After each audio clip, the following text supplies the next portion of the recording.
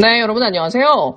여러분 어저께 그 댓글 읽어주는 기자들 보셨나요? 굉장히 지금 화제가 되고 있는데 그 지난주에 시사기획창에서 그 윤석열 장모의 17년 소송을 다뤘던 그 홍사훈 기자가 나와가지고요.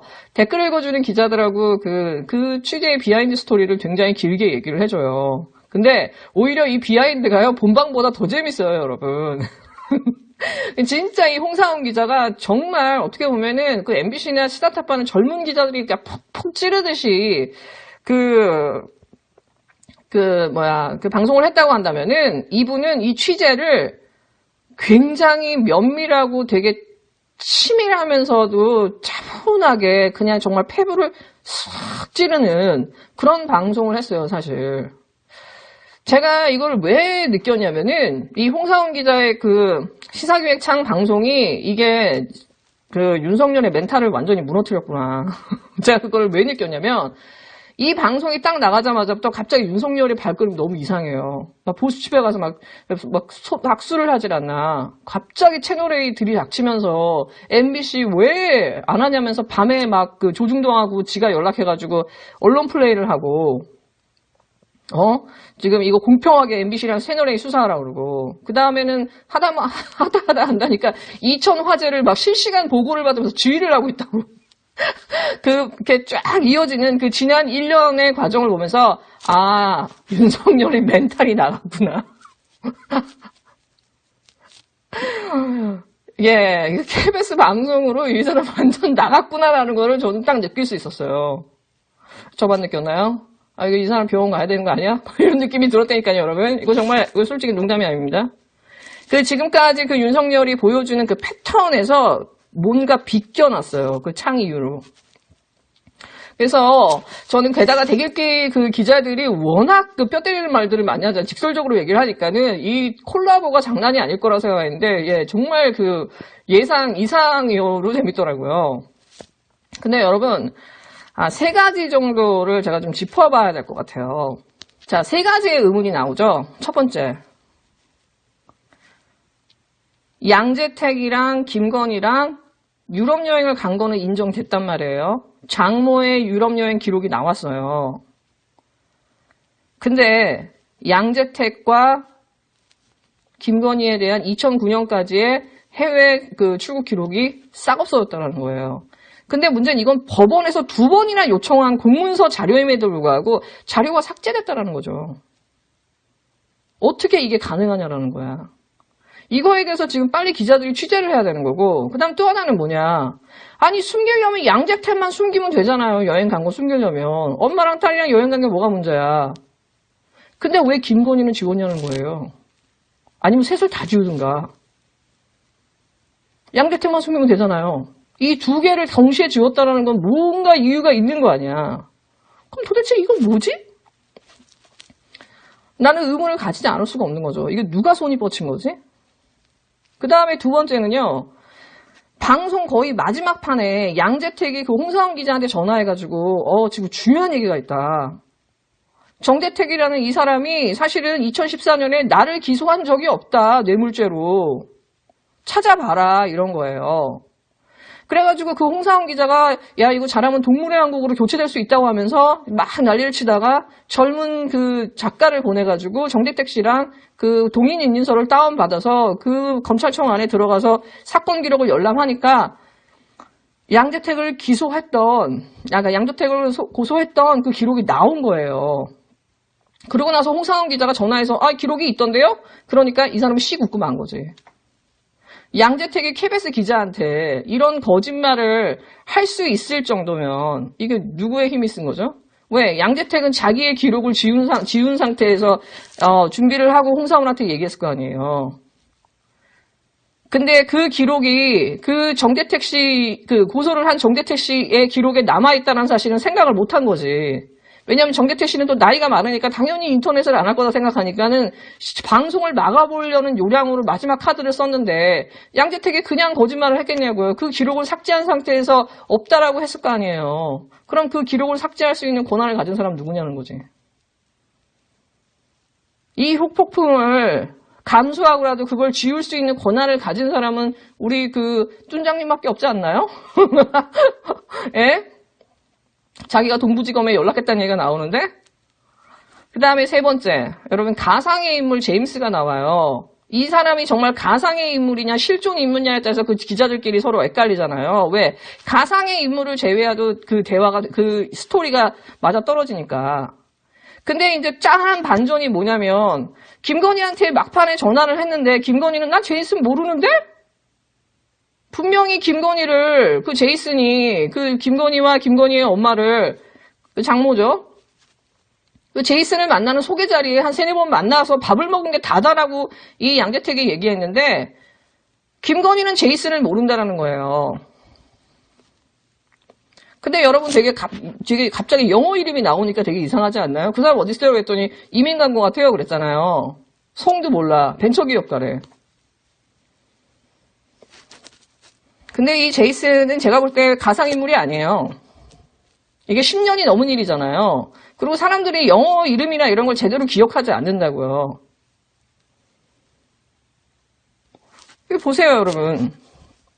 이 제이슨하고 이 양재택이 뭐라고 했냐면 유럽 여행을 어떻게 갔냐고 했더니 제이슨이 가자고 해가지고 유럽으로 놀러 가자고 그래갖고 4시 갔다고 했어요. 그러니까 제이슨, 김건희, 장모, 양재택이 간 거야. 4시 만약에 갔다고 하면은 커플이 바뀌는데? 댓글 읽어주는 기자의 오규영 기자가 만약에 3시 갔다 그러면 이 장모가 너무 눈치 없는 거 아니에요? 이랬는데 빵 터졌죠. 네. 근데 이 제이슨이 누구냐를 좀 추정해 볼 수 있는 어떤 그 근거가 있어요, 여러분. 2009년에 코바나 콘텐츠가 상호가 바뀌어요. 그리고서는 거기에 김건희가 이사로 등재가 되잖아요. 근데 2009년에 그 코바나 콘텐츠로 상호가 바뀌기 전에 이름이 뭐냐면 제임스 앤 네빌 엔터테인먼트였어요, 여러분. 제이슨하고 제임스. 착각할 수 있잖아요. 이 여자 입장에서는 제임스는 알지만 제이슨은 모른다고 할 수 있는 거잖아요. 양재택 입장에서는 제이슨이라는 이름을 제임스랑 헷갈릴 수도 있는 거고 제임스라고 얘기하면 안 될 것 같으니까 제이슨이라고 슬쩍 이름을 흘려서 비슷한 이름을 댔을 수도 있는 거죠. 그러니까 거짓말의 성립이 가능한 거 아니에요. 그렇게 따지면 만약에 이 제임스라는 사람, 제이슨이 제임스다. 이 코바나 콘텐츠에 있는 제임스다라고 만약에 추정을 해보면 이 제임스는 여전히 코바나 콘텐츠에 있을 확률도 있는 거 아니에요.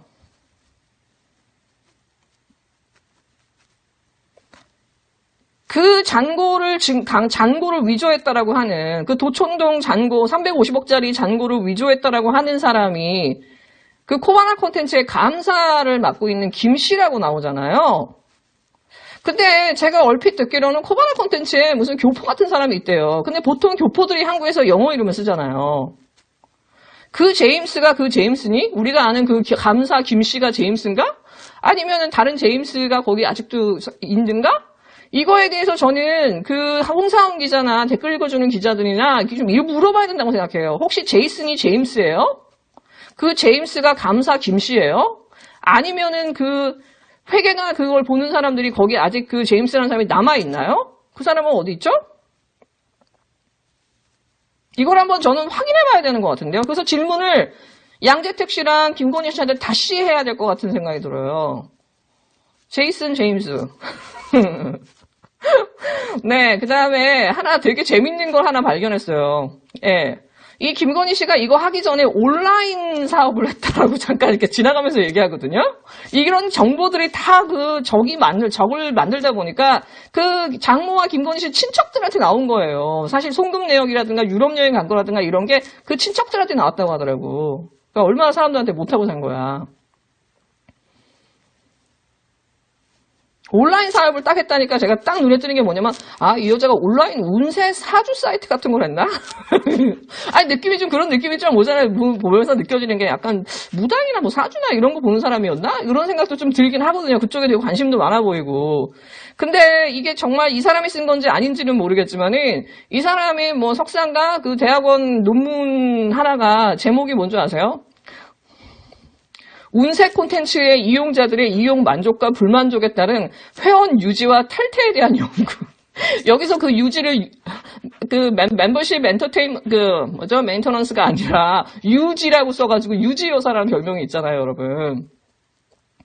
아니 거기서 갑자기 온라인 콘텐츠 그 사주 이런 게 왜 나오냐 이거지. 운세 콘텐츠가 왜 나오냐 이거지. 그래서 저는 이 여자가 약간 무당이나 약간 전보는 그런 사람이었나? 저는 그런 생각이 좀 들기는 했어요, 사실은. 그래서 온라인 사업이 그 운세 사주 카페 이런 거 운영하는 게 아니었다는 생각이 저는 좀 많이 들더라고요. 네, 저는 기자들이 굉장히 이 사건을 파다 보면은 많은 질문을 하게 되잖아요.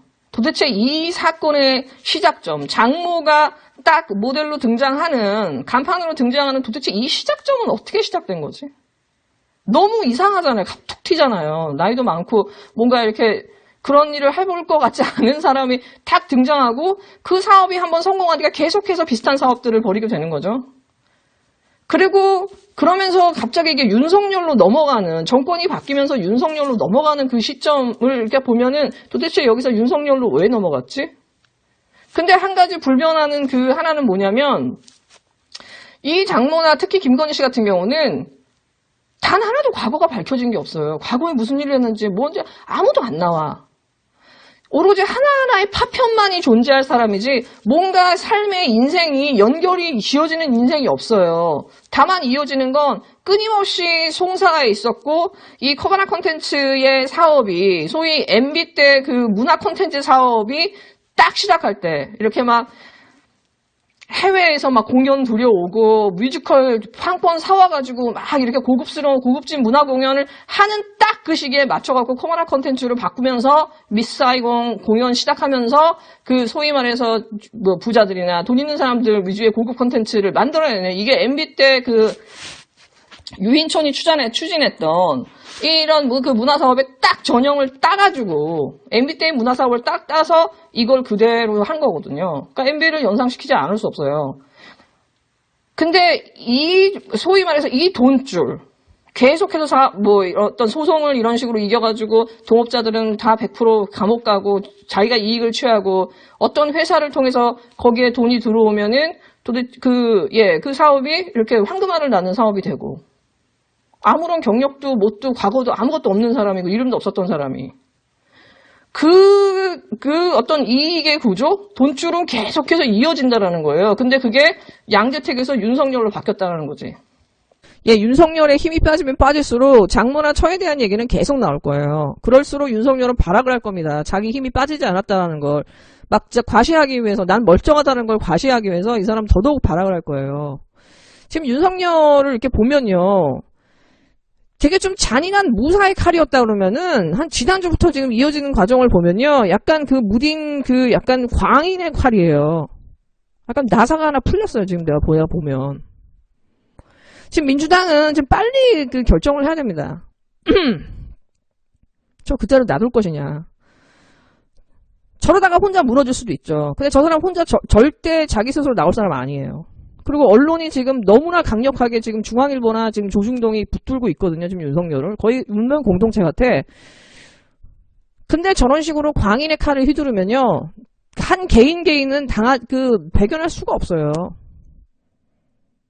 예, 저는 저거 끝까지 갈 거라고 봅니다. 지난주에 저거 PD수첩 보세요. 이거 보면 분노하지 않을 수가 없어요. 조국인이, 정경심이 실소유주라고 했는데, 실소유주, 익성이랑 자기들끼리 그 우회상장하려고 지금 만들었던 그 많은 것들이 다 나왔잖아요. 눈 하나 깜짝을 안 하고 사과를 안 해요. 이 과정을 계속 우리는 그냥 방관해야 되냔 말이지. 그러면서 유시민이든 황희석이든 최강욱이든 계속 다칠 수밖에 없어요, 지금. 우리 쪽을 보호하기 위해서라도, 이 희생자를 줄이기 위해서라도 지금 민주당은 나서야 돼요. 이 조중동과 이 검찰의 이 말도 안 되는 이 언론 플레이를 빨리 차단하고 그때그때 대응해가지고 할지, 아니면 윤석열을, 아니면은 차라리 감찰을 세게 걸어가지고 그냥 아예 탄핵으로 갈지에 대한 그 플랜을 제시하지 않으면 사람들이 끊임없이 이거 혼란스러울 수밖에 없어요. 우리 쪽에서 더 이상은 희생자가 나오지 않길 바라거든요. 지금 윤석열 보세요. 멈추지 않을 겁니다. 제가 볼 때는 거의 김어준까지 갈 것 같아요. 분위기가. 네, 여러분 즐거운 하루 되세요.